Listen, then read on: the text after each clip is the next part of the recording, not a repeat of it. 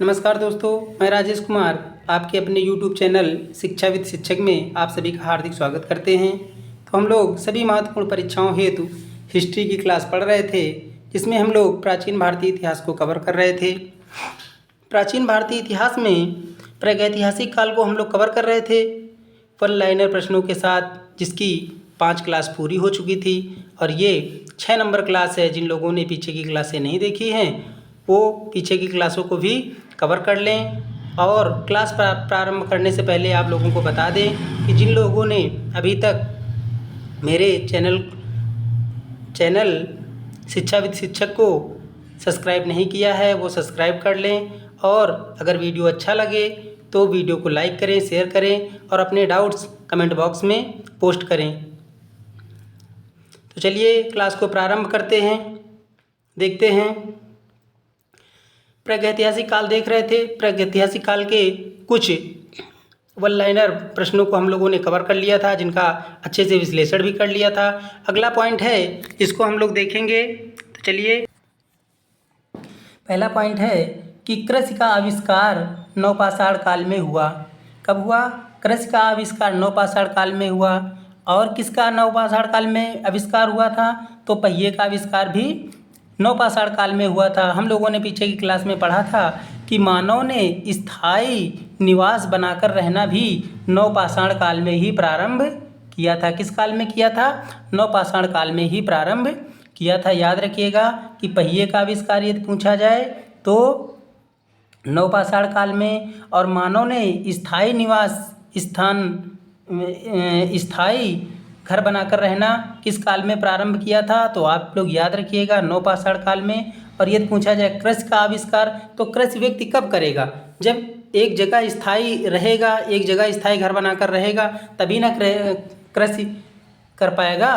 तो कृषि का यदि आविष्कार पूछा जाए तो वो नवपाषाण काल में हुआ था। और यदि पूछा जाए कि आग का आविष्कार कब हुआ था, तो वो पुरापाषाण काल में हुआ था, है ना, कि पत्थरों के आपस में टकराव से कुछ चिंगारियाँ निकली थी जिससे आग लग गई थी। ऐसे आप लोग याद रखिएगा कि उस आग का अगर आविष्कार पूछा जाए तो वो पुरापाषाण काल में हुआ था। जबकि कृषि का आविष्कार और पहिए का आविष्कार और घर बनाकर, है ना, रहने की प्रवृत्ति नवपाषाण काल में हुई थी। याद रखिएगा। अगला पॉइंट देखते हैं, प्रागैतिहासिक अन्न उत्पादक स्थल मेहरगढ़ जो कि पश्चिमी बलूचिस्तान में स्थित है। अगर पूछा जाए कि अन्न उत्पादक स्थल कहाँ प्राप्त हुआ, अन्न उत्पादक स्थल कहाँ प्राप्त हुआ, तो आप लोग याद रखिएगा अन्न उत्पादक स्थल मेहरगढ़ था। क्या था? मेहरगढ़ था। अन्न उत्पादक स्थल अगर पूछा जाए, अन्न उत्पादक स्थल अगर पूछा जाए तो मेहरगढ़। और ये है कहाँ पर? ये है बलूचिस्तान। कहाँ है? बलूचिस्तान वर्तमान में कहाँ है? पश्चिमी बलूचिस्तान में स्थित है। याद रखिएगा, अगर अन्न उत्पादक स्थल पूछा जाए तो वो मेहरगढ़, और मेहरगढ़ कहाँ है? पश्चिमी बलूचिस्तान में स्थित है। याद रखिएगा। अगला पॉइंट देखते हैं, कृषि के लिए अपनाई गई सबसे प्राचीनतम फसल। यदि कृषि के लिए पूछा जाए सबसे प्राचीनतम फसल तो वो कौन थी? गेहूँ और जौ थी। कौन थी? गेहूँ और जौ थी। गेहूँ और जौ थी। याद रखिएगा, बहुत पूछा जाता है। तो कृषि के लिए अपनाई गई सबसे प्राचीनतम फसल कौन सी थी? तो गेहूँ थी। कौन सी थी? गेहूँ और जौ थी। यदि गेहूँ ऑप्शन में हो तो गेहूँ, अगर जौ हो तो जौ, ये दोनों गेहूँ और जौ हो तो दोनों। याद रखिएगा। तो कृषि के लिए अपनाई गई सबसे प्राचीनतम फसल कौन सी थी? तो वो गेहूँ और जौ थी। याद रखिएगा। आगे देखते हैं, अगला पॉइंट है कि मानव द्वारा सर्वप्रथम प्रयुक्त अनाज चावल था। मानव द्वारा सर्वप्रथम प्रयुक्त अनाज चावल था। याद रखिएगा कि यदि अगर फसल पूछा जाए तो गेहूँ और जौ था। जबकि यदि पूछा जाए कि मानव ने सर्वप्रथम किस अनाज का उपयोग किया था तो वो चावल था। क्या था? चावल था। मानव द्वारा सर्वप्रथम प्रयुक्त अनाज अगर पूछा जाए, याद रखिएगा अनाज और फसल में कंफ्यूज मत हो जाइएगा। यदि फसल पूछा जाए तो गेहूँ और जौ था। जबकि अगर प्रयुक्त अनाज पूछा जाए कि मानव ने सर्वप्रथम किस अनाज का उपयोग किया था, तो वो फिर चावल था, याद रखिएगा। आगे देखते हैं, चावल का प्राचीनतम साक्ष्य कोल्डिहवा। कोल्डिहवा एक स्थल है, कोल्डिहवा एक स्थल है, वहीं से प्राप्त हुआ था। तो याद रखिएगा कि चावल का प्राचीनतम साक्ष्य अगर पूछा जाए कि चावल कहाँ से प्राप्त हुआ, तो वो एक स्थान है कोल्डिहवा। कौन सा स्थल है? कोल्डिहवा। कोल्डिहवा से प्राप्त हुआ। कैसे याद रखेंगे कि जब चावल में क्या हो जाता है, चावल में कचरा हो जाता है तो उसको हवा के द्वारा उसको साफ़ कर लेते हैं, हवा के द्वारा उसको साफ़ कर लेते हैं, हवा में उसको उछाल लेते हैं, उड़ा लेते हैं। ऐसे याद रखिएगा कि चावल जब गंदा हो जाता है तो उसको क्या करते हैं, हवा से साफ़ कर लेते हैं। तो कोल्डिहवा। शायद उम्मीद करते हैं आप लोगों को ये पॉइंट भी क्लियर हो गया होगा। ऐसे ही जहाँ पर हमको ज़रूरत लगेगी कि आप लोगों को ट्रिक बता देना चाहिए ताकि आप लोग भूलें ना, तो वहाँ पर हम ट्रिक के माध्यम से भी आप लोगों को बताते चलेंगे। याद रखिएगा कि यदि चावल का प्राचीनतम साक्ष्य पूछा जाए तो वो कहाँ से प्राप्त हुआ था, कोल्डिहवा से प्राप्त हुआ था, याद रखिएगा। आगे देखते हैं, रॉबर्ट फुट ये कौन थे? पहले व्यक्ति थे जिन्होंने भारत में पुरापाषाण कालीन औजारों की खोज की थी। यदि पूछा जाए कि पुरापाषाण कालीन औजारों की खोज सर्वप्रथम किसने की थी, तो वो उन व्यक्ति का नाम था रॉबर्ट फुट। क्या नाम था? रॉबर्ट ब्रूस फुट नाम था, जिन्होंने भारत में पुरापाषाण कालीन औजारों की खोज की थी, याद रखिएगा। आगे देखते हैं,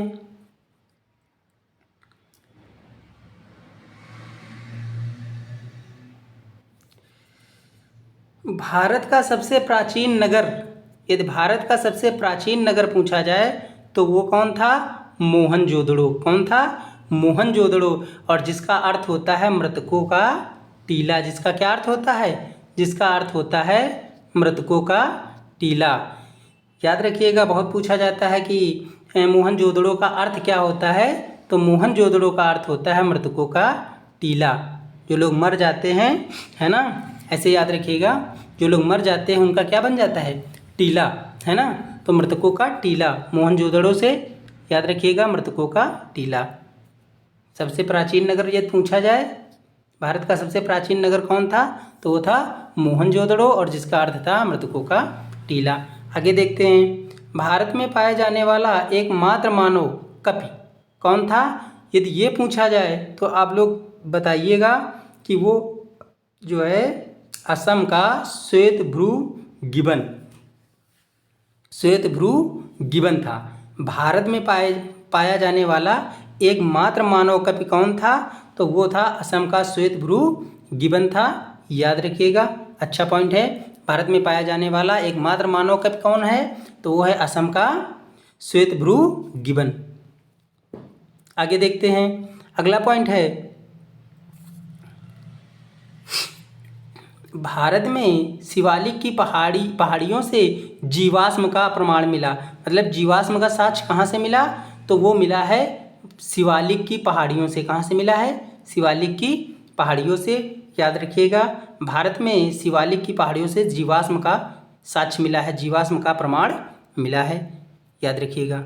आगे देखते हैं, यदि वीडियो अच्छा लग रहा हो तो वीडियो को लाइक कर दीजिए और अपने दोस्तों को भी शेयर कीजिए। अगर आपको कोई डाउट हो तो वो भी कमेंट बॉक्स में कमेंट कीजिए। आगे देखते हैं, एक स्थान है इनाम गांव। क्या था? इनाम गांव। ये ताम्रपाषाण युग की एक बड़ी बस्ती थी। क्या थी? यदि पूछा जाए ताम्रपाषाण युग की जो बड़ी बस्ती थी उसका क्या नाम था, तो उसका नाम था इनाम गांव। क्या नाम था? इनाम गांव, याद रखिएगा। इनाम गांव यदि पूछा जाए तो वो ताम्रपाषाण युग की एक बड़ी बस्ती थी, याद रखिएगा। आगे देखते हैं, प्रागैतिहासिक काल में भीमबेटका गुफा बहुत पूछा जाता है। भीमबेटका गुफा शैल चित्र के लिए प्रसिद्ध है। काय के लिए प्रसिद्ध है? शैल चित्र के लिए प्रसिद्ध है। तो याद रखिएगा, भीमबेटका गुफा काहे के लिए प्रसिद्ध है, तो शैल चित्र के लिए। गुफा में क्या है, शैल चित्र हैं, इसलिए वो प्रसिद्ध है, याद रखिएगा। आगे देखते हैं, भारत में मनुष्य संबंधी सबसे पहला प्रमाण कहाँ मिला, तो वो नर्मदा घाटी में मिला। कहाँ मिला, नर्मदा घाटी में मिला, नर्मदा घाटी में मिला, याद रखिएगा। भारत में मनुष्य संबंधी अगर सबसे पहला प्रमाण पूछा जाए तो वो नर्मदा घाटी में मिला, याद रखिएगा। कहते हैं जीवन की उत्पत्ति ही पानी से हुई है, और पानी में सबसे फेमस नदी नर्मदा नदी है ना, याद रखिएगा। ऐसे ही कि यदि भारत में मनुष्य संबंधी सबसे पहला अगर प्रमाण पूछा जाए तो कहाँ से हुआ, नर्मदा घाटी से। कहाँ से, नर्मदा घाटी से, याद रखिएगा। आगे देखते हैं अगला, और इस वीडियो का लास्ट क्वेश्चन है, देख लीजिएगा कि भारतीय नागरिक सेवा के अधिकारी रिजले, भारतीय नागरिक सेवा के अधिकारी रिजले कौन थे, वो प्रथम व्यक्ति थे। कौन थे, प्रथम व्यक्ति थे जिन्होंने प्रथम बार वैज्ञानिक आधार पर भारत की जनसंख्या का प्रजाति विभेदीकरण किया। क्या किया, प्रजाति विभेदीकरण किया, प्रजाति के आधार पर विभेदीकरण किया। ये किसने किया, ये किया रिजले। और रिजले कौन थे, भारतीय नागरिक सेवा के अधिकारी थे, है ना। इन्होंने ही सर्वप्रथम भारत की जनसंख्या का प्रजाति विभेदीकरण किया। भारत की जनसंख्या का प्रजाति विभेदीकरण किया, याद रखिएगा। आज के लिए इतना ही, मिलते हैं अगली क्लास में। तो ऐसे ही महत्वपूर्ण प्रश्नों को पाने के लिए जुड़े रहिए अपने YouTube चैनल शिक्षा विद शिक्षक में। मिलते हैं अगली क्लास में, बाय बाय।